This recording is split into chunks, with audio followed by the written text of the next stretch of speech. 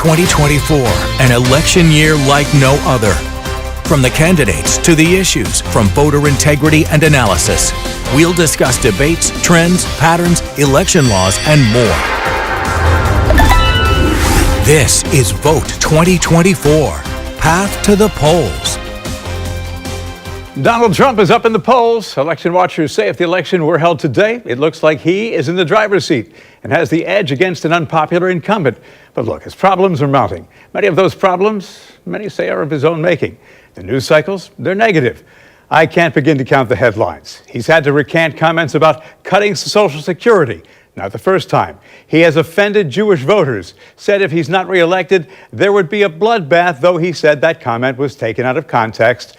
That is arguable. Campaign coffers are running low, and there's the whole issue of not having the, quote, personal fortune he said he had to post civil bond. It's all fodder today on Path to the Polls. Appreciate you joining us. And joining in on the discussion, News4Jax political analyst and head of the Jacksonville University Public Policy Institute, Rick Mullaney. Rick, good morning. Thanks for being here. Good morning, Bruce. So Trump's still in an enviable position, up in the polls, as I said, but even his own people are worried he might beat himself if he's not careful. There have been some missteps. He's got a lifeline yesterday. An appeals court gave him 10 days, 9 days now, to pay that bond that dropped from some $464 million to $175 million. That's a 64% reduction.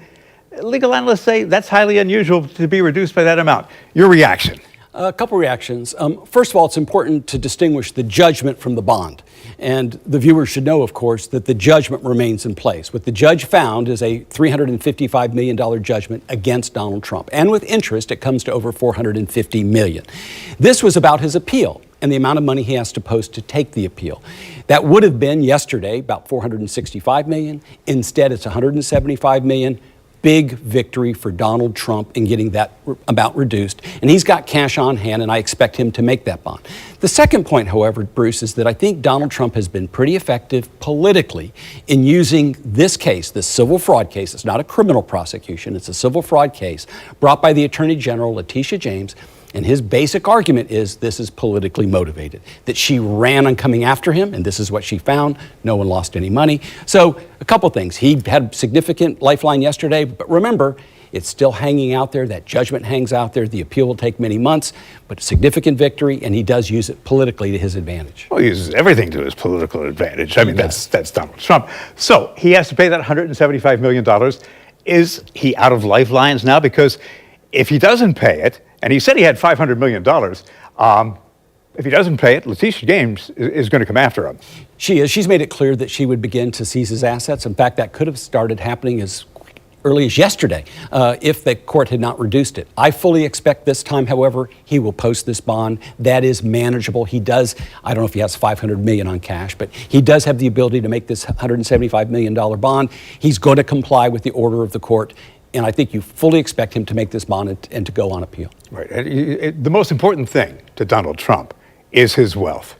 You know, there's no disputing that. Bruce, that's true. I think part of the reason for the inconsistency between his lawyers last week saying he can't possibly make his bond and him saying I've got $500 million in cash is that Donald Trump wants to portray to his supporters that he's successful.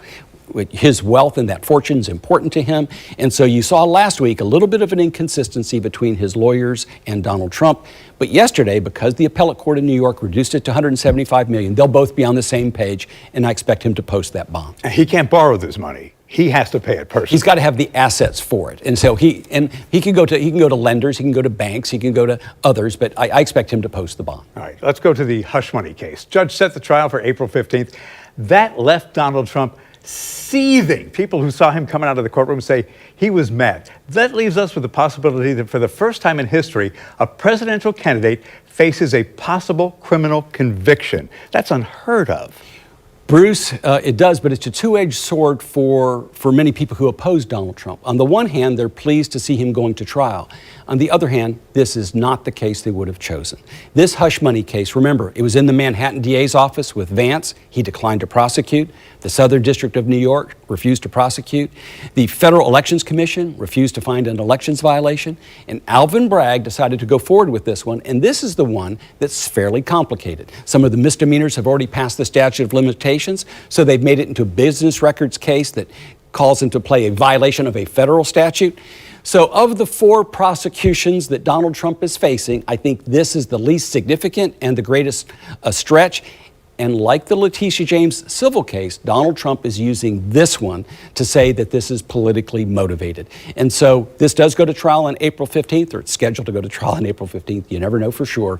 And of all the 4 cases, I don't think those who oppose Trump wanted to lead with this one. The more serious cases are the Jack Smith cases out of D.C. on election interference and the Jack Smith case in Florida on the documents case. Those are very serious with very compelling evidence. And they probably won't go to trial before November. A lot will depend on what the Supreme Court says in June in terms of timing.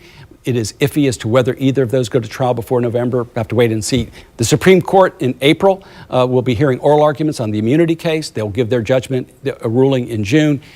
Much may depend on the ruling of the U.S. Supreme Court. It was very interesting because in court yesterday, things got very testy with Judge Marchand and Trump's lawyers. They did. I think the judge felt that the Trump lawyers were stretching the impact of the documents that had been produced from the U.S. Attorney's Office and were making allegations that the judge found to be unfounded. So it got a little bit heated. I would think that Donald Trump had learned by now, maybe not, that offending the judge is maybe a good strategy. That didn't go so well in the civil fraud case, especially when they're the fact finder. This judge will be presiding over the trial. He'll also be the one who imposes a sentence if there's a conviction. He may want to consider a little adjustment in strategy in terms of his relationship to the judge. But the judge wasn't pleased yesterday, and it's set to go to trial next month. He had some not so kind words for Judge Engeron, who you see right there, who presided over the civil fraud trial, and he didn't have some kind words for Judge Marchand either. Of course, he's Donald Trump, and he could turn the trial into a stage for his campaign. He's done that in the past.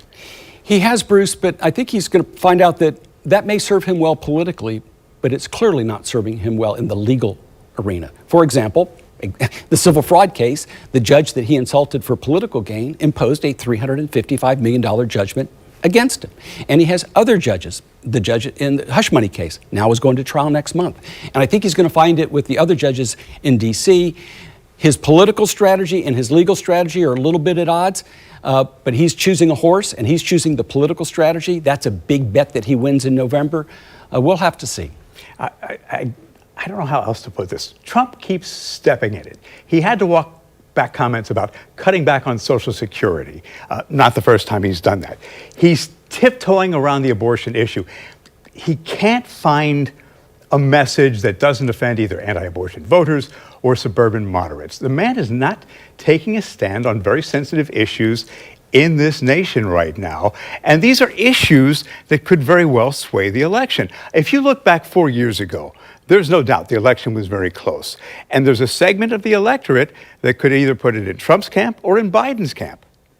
Bruce, there's no doubt about that. Now, from the other perspective, the 2 biggest changes, there's actually 3 biggest changes. The 3 biggest changes, I'd say, since 2020 to now that impact the election, number 1 is inflation. Since 2020 to now, after 40 years of inflation at 1 or 2%, it's been about 18% to 20% over the last 3 years. That is a change over the last 3 years that I think is impactful for November.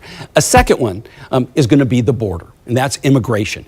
And they've had 8 to 9 million illegal immigrants coming over the border over the last 3 years. That's a change from 2020, very dramatic change. But the third one is what you're mentioning, the Dobbs case and abortion. And Republicans are on their heels. This has advantaged Joe Biden. And he's going to use the abortion issue, not just about abortion, but on a broader issue of freedom of choice, of democracy. And they used it effectively in the midterms in 2022. Remember, the Dobbs case came out after 2020. It came out the summer of 2022.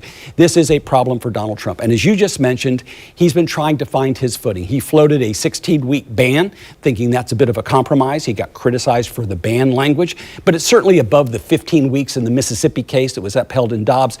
So as you look to November, what are those public policy issues that are going to be the most significant? Certainly the economy and inflation will be top of mind. Immigration will be a significant one. Abortion will be a very big issue.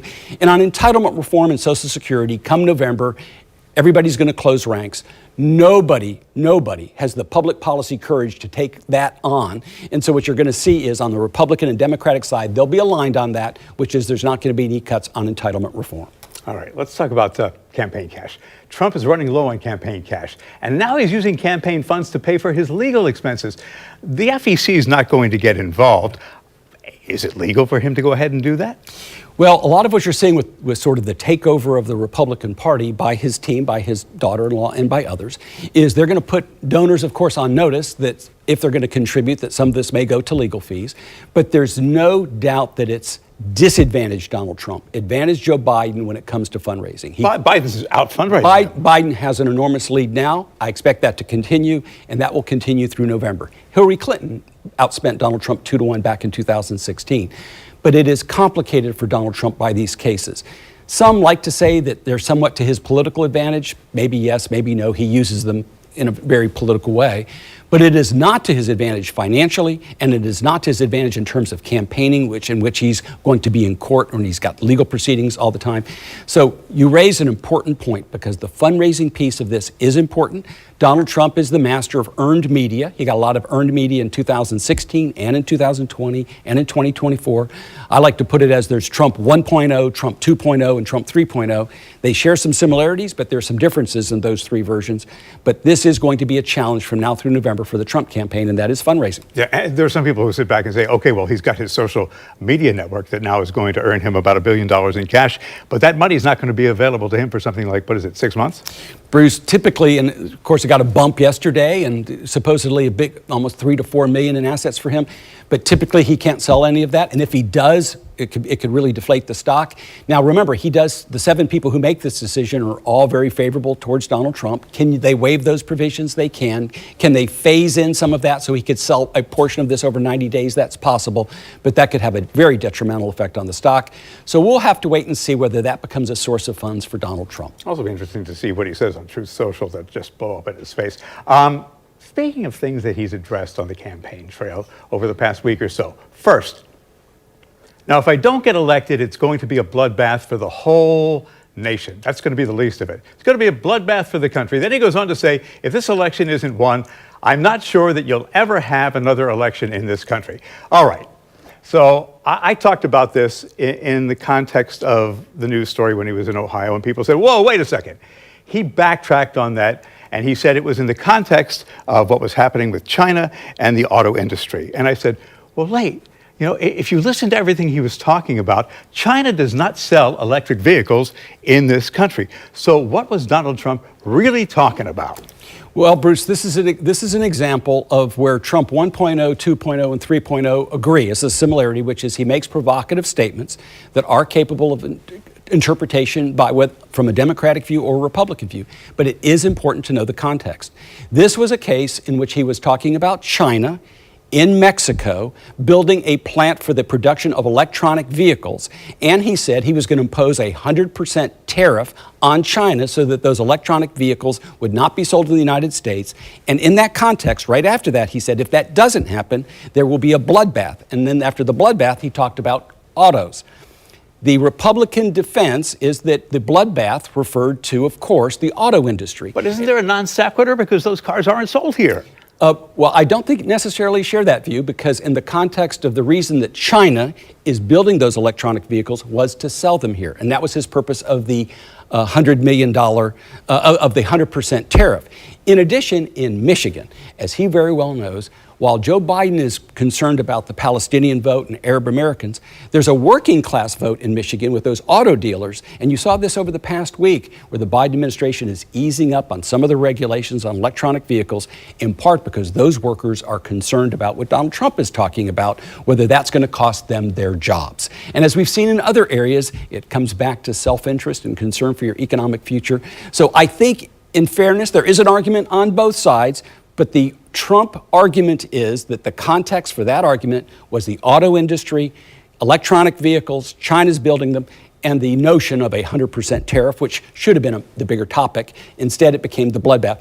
And we have seen time and time again in 2016, in 2020, in 2024, in which the language used by Donald Trump really causes a stir. And sometimes he's defended, sometimes he gets criticized on one hand and defended on the other, and sometimes it's not easy to defend at all. And I'm sure we'll talk about some of those too. Yeah, so in this case, you're saying it's Donald Trump being Donald Trump, and maybe he just started straying all over the place, and that's why things were taken out of context. I think there's an argument here that the argument made by his defenders is that this related to the auto industry, just as there was a criticism recently by some that the RNC had a bloodbath when they got rid of the old guard and brought in Donald Trump supporters.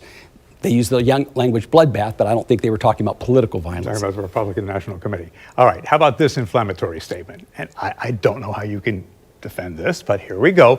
Any Jewish person that votes for Democrats hates their religion, they hate everything about Israel, and they should be ashamed of themselves because Israel will be destroyed. Bruce, there's, in my humble opinion, there's no defending that comment. And not to be inflammatory on both sides, but it's reminiscent of 2020 when Joe Biden said, if you're black and vote for Donald Trump, you're not black.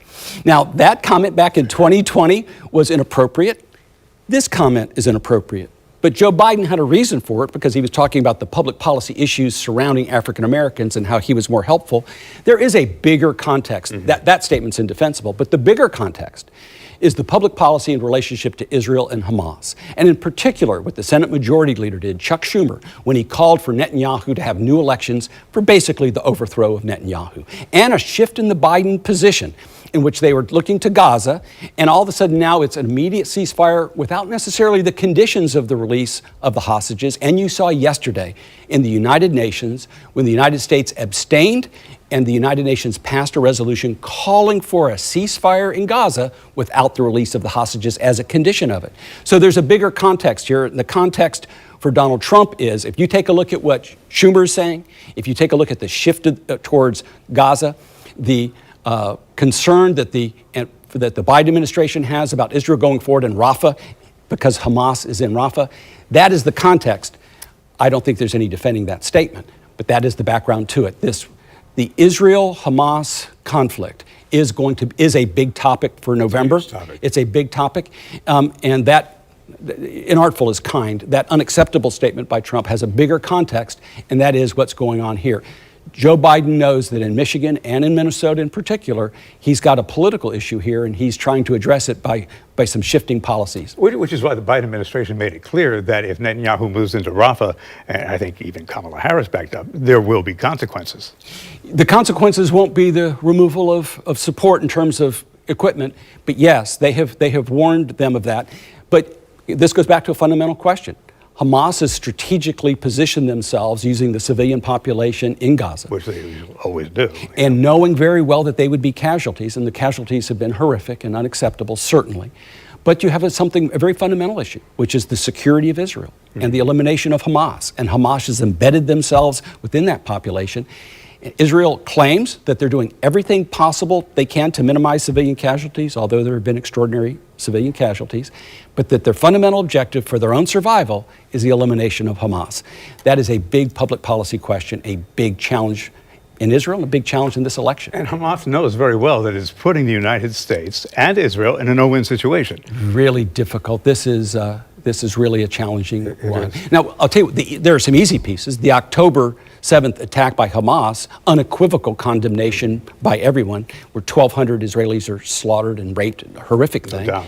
The response of Israel to say we're going to root out Hamas is understandable, but the challenge is the suffering that's going on in Gaza and the suffering that's going on in that area.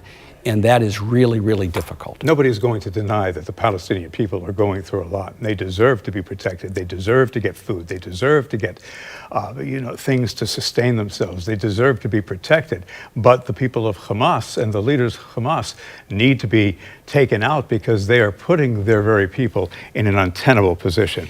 It was done by Hamas. It was done by design. And Israel's very straightforward in its approach. Their security for the future depends on the elimination of Hamas, and that's what they're determined to do. Okay. On the January 6th insurrection, I find it interesting that all of a sudden, Ronna McDaniel, this is back to the RNC issue, yes. All of a sudden, the former RNC chair ousted by Donald Trump does a flip-flop and says, the January 6th attack does not represent my country.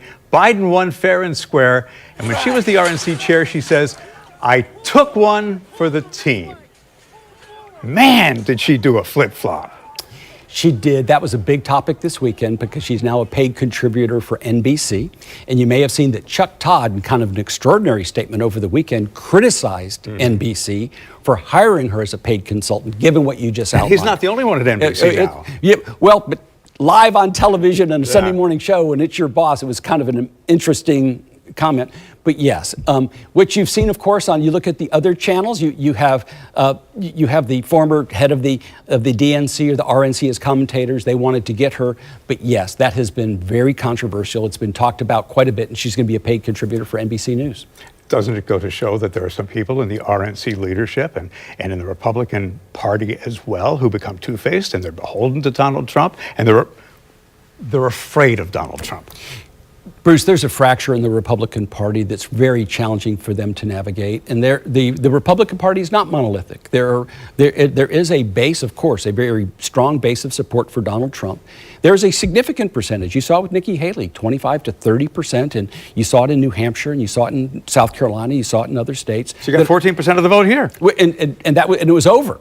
And so there is that fracture, but it is challenging to navigate. And they know very well from a political standpoint that they jeopardize their political futures if they're not careful with how they navigate that. And I think the RNC has very much been caught in the middle of that, in the crosshairs of that, and they haven't navigated it very well. But Donald Trump won't give it up. What did he say in Ohio? Please rise for the horribly and unfairly treated January 6th hostages. Unbelievable patriots. You see the spirit from the hostages, and that's what they are, hostages. Look, isn't it time for him to give that up? Bruce, my earlier comment is there's a Donald Trump 1.0, 2.0, and 3.0. This is Donald Trump 3.0. And I think this is potentially something that could cost him the election in November. And that is his preoccupation with what happened with 2020 and looking backward. And his preoccupation with those who were convicted and charged for the riot and for what happened on January 6th. On this particular instance, in his language here, this is not one where he's being supported by many Republicans. He did have defense on the bloodbath comment. On the Israeli issue, there are those who are trying to put it in context. Very few, if any, Republicans are suggesting, there are some, but it's really not the majority, are suggesting that look back to 2020 and that this was acceptable by any means. But for Donald Trump, it is a preoccupation of his. This is not something, by the way, when he does this, he's playing to his MAGA base. That is not an effort to bring in the Haley voters. The Haley voters aren't going to come in on that basis. The moderates aren't going to come in on that basis. The independents. Instead of him being forward-looking and talking about inflation or talking about immigration or talking about crime or talking about whatever he wants to talk about from a policy standpoint, to the extent he looks back and to the extent he says that he's going to do this, he loses that support. Vice President Pence himself parted ways with Donald Trump on this very comment, saying he would not support him on this. The Wall Street Journal was vocal in their opposition to what Donald Trump said here. Over the months that play out to November, if he continues down this path, I suggest that could undermine his viability as a presidential candidate. Right. Look, I go back to where we started. There are so many things that could change the complexion of this election. You highlighted many of them. Immigration, the economy, the situation between Israel and Gaza. Campaign cash, and Donald Trump being Donald Trump. I mean, there are people in his own party who say that. The Republicans, they can undo themselves. Look at what Marjorie Taylor Greene is doing with Mike Johnson right now. I mean, that smacks of some things that happened when they tried to unseat House Speaker McCormick. It was the exact same thing, and it was on the shutdown. Bruce, I believe that today, as we look to November, this election simply is too close to call. And despite the fact that Donald Trump has a current lead in the polls, it's small. And there's a lot that's going to happen between now and November. You can easily see Donald Trump winning. You can easily see Joe Biden winning. I can't easily predict who's going to win. That because there's so many variables between now and November. We talked about some earlier. The Supreme Court decisions, oral arguments next month, and then the decisions in June. Are there going to be federal trials? What happens in the Bragg case? What about the fundraising effort? You can have the Republican convention in July, the Democratic convention in August. And of course, we will see whether there's going to be debates. I'm not so sure there will. But this, as you've highlighted in this program, Donald Trump has had some self-inflicted wounds on the campaign trail.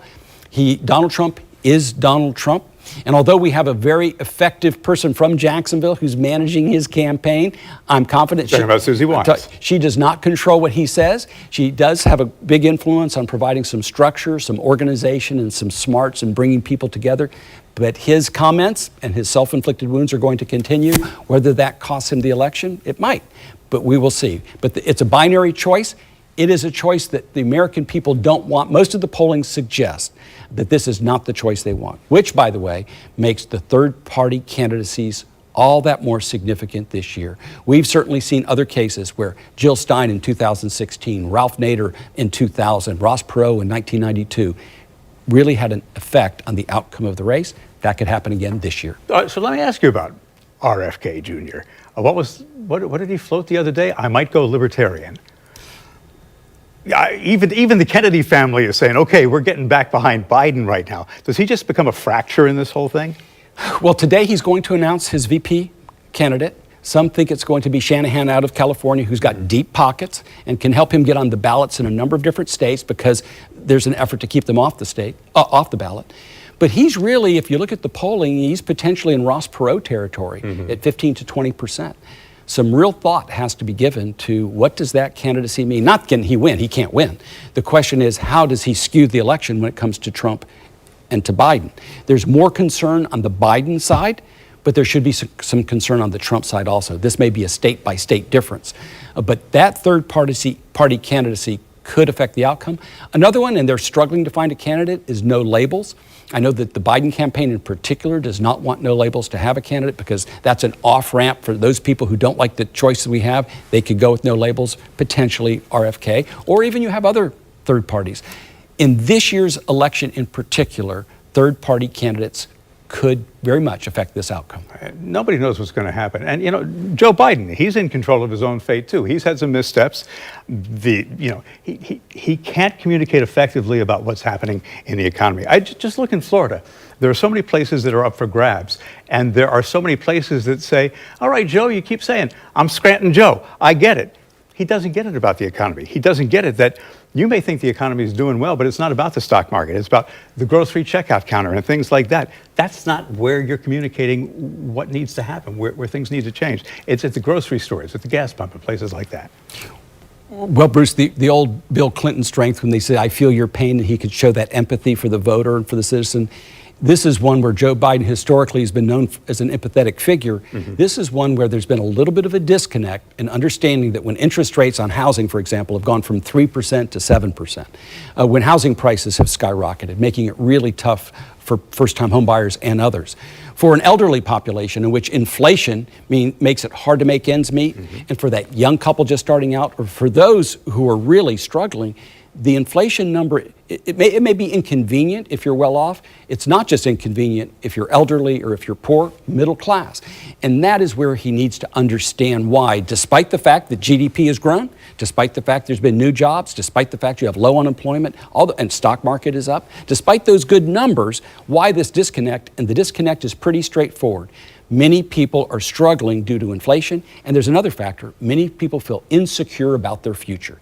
Even though their net worth may feel a little bit better, because of inflation and because of the insecurity, they're concerned about the future.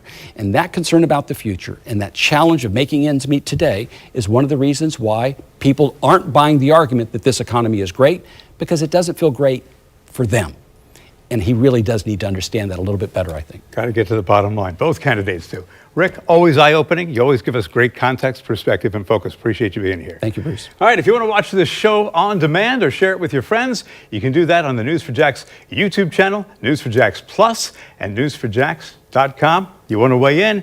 You can find me at bhamilton@wjxt.com.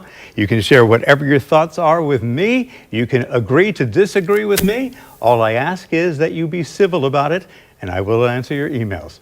Have a great day. See why every day more people are choosing News4Jax, Northeast Florida and South Georgia's #1 source for local news.